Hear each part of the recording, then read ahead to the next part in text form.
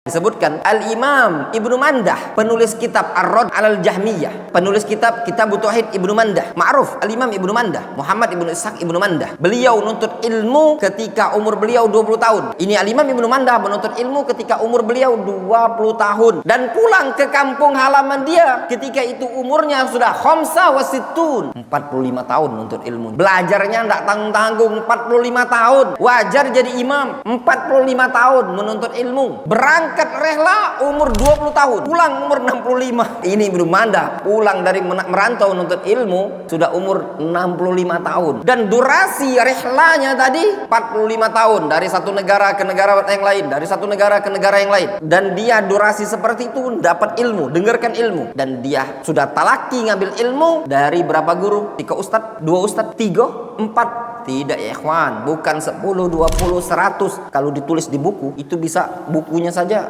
mungkin setebal ini kurang. Belajar selama 45 tahun, total gurunya 1700 guru. Itu jangankan ilmunya yang mau dicatat, gurunya saja bisa satu kitab gini. Tatkala sudah pulang ke kampungnya, dia pun menikah. Ketika itu umurnya sudah mencapai 65 tahun. Dan dia pun dapat anak, diberi rezeki anak, serta menyampaikan ilmu dan mengajarkan ilmu.